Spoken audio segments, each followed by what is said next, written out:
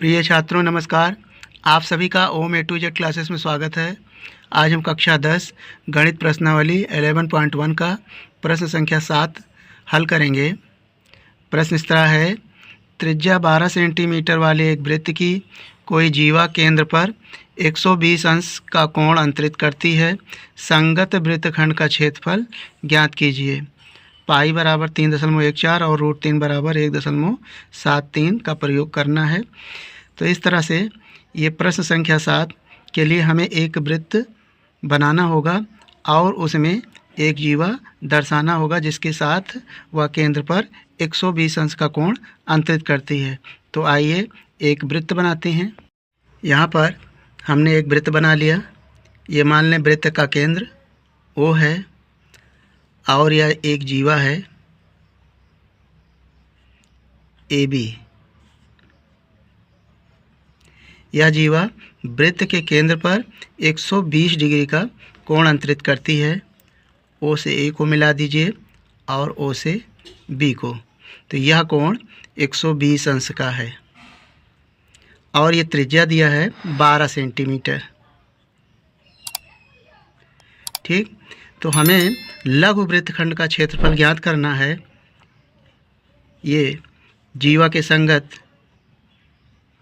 जो छायांकित भाग है ये, इसका हमें क्षेत्रफल ज्ञात करना है। तो इसके लिए हम दो तरीके से इस वृत्तखंड का क्षेत्रफल ज्ञात कर सकते हैं। एक त्रिज्यखंड का क्षेत्रफल ज्ञात करके इस त्रिभुज के क्षेत्रफल से त्रिभुज का क्षेत्रफल घटा दें, तब हमें ये लघु वृत्तखंड का क्षेत्रफल मालूम हो जाएगा। अथवा एक आसान तरीका है जो हम सूत्र पर इसे डायरेक्ट लगा सकते हैं।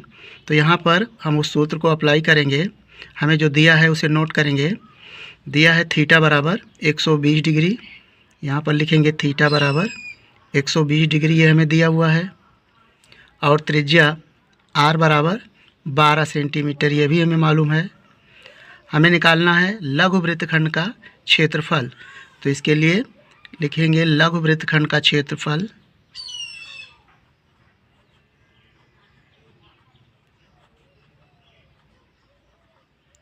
वृत्तखंड का क्षेत्रफल बराबर, सूत्र होता है 1 थीटा अपान 360 पाई r square minus 1/2 r square sine theta.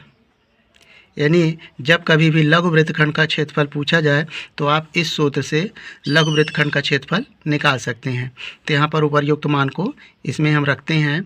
तो थीटा का मान है 120 लिखेंगे अपान 360 गुणे पाई का मान दिया है हमें 3.14 का प्रयोग करना है और r का मान है 12 सेंटीमीटर, 12 का वर्ग माइनस 1/2 और r का मान है 12 का वर्ग और साइन थीटा यानी साइन 120 अंश, ये हमें दिया है। थीटा का मान 120 अंश है। तो यहाँ से 120 एक जीरो से एक जीरो कट जाएगा, 12 का नम 12, 12 तिहाई 36 बराबर हो जाएगा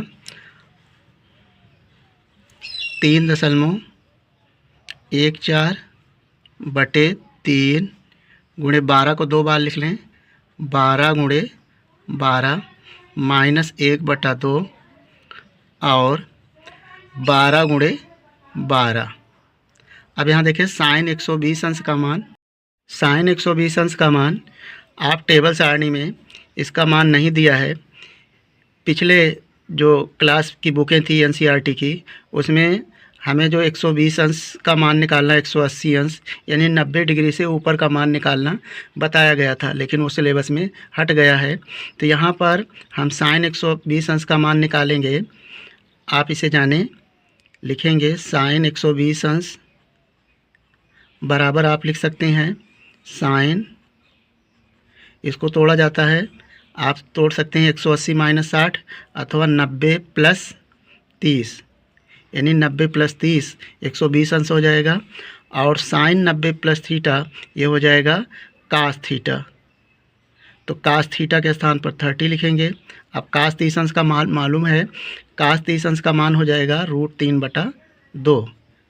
तो साइन 120 अंश का मान आया √3/2।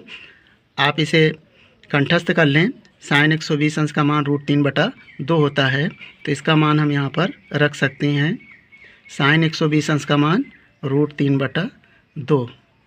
तब यहाँ पर देखें 2 दूना 4, 4 से अगर काटेंगे तो 4 3 12 ये हो जाएगा, और 3 से काट दें 3 4 12। अब यहाँ पर देखें 12 इसमें भी है, 12 इसमें भी है, तो ये उभयनिष्ठ है। 12 हम कामन ले लेते हैं, यहाँ पर 12 कामन लेने के पश्चात बचेगा, क्योंकि कामन लेने से गुणा करने में आसानी होगी।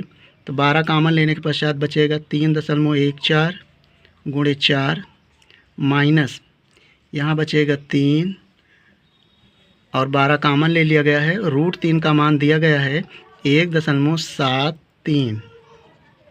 इस तरह 12, अब गुणा कर लेंगे 4 से, 4 चौक 16, 4 एक 4 एक 5, और 4 3 12, 2 अंक पे दशमलव माइनस 3 से गुणा करें, 3 3 का 9, 3 7 21 1, और 3 एक 3 2 5, तो आया 5.19। 12.56 में से 5.19 घटाना है, तो घटा दें यहाँ से 12.56 में से घटाना है 5.19, 5.19। 16 में से 9 जाएगा 7, और ये हो जाएगा 4, 4 में से 1 जाएगा 3 दशमलव, और ये 12 में से 5 जाएगा तो हो जाएगा 7, तो 7.37 आया। यहाँ पर 12 गुणे 7.37। अब इसका 12 से गुणा कर लें, 12 से गुणा कर लें तो 12 7 84 के 4 हो जाएगा, 12 3 36, 36 में 8 जोड़ें तो 44 हो जाएगा। 12 7 84, और 84 में 4 जोड़ें तो हो जाएगा 88, और 2 अंक पे दशमलव हो जाएगा, तो 88.44 वर्ग सेंटीमीटर आ जाएगा। ये लघु वृत्तखंड का क्षेत्रफल आ गया। तो आसान जो तरीका फार्मूला है, इससे आप बहुत आसानी से इसे लगा सकेंगे। इसका आंसर आ गया। अन्यथा ये अगर आप त्रिज्यखंड का क्षेत्रफल निकाल के और त्रिभुज का क्षेत्रफल घटाते तो इससे ज़्यादा लॉन्ग आपको सॉल्व करना पड़ता।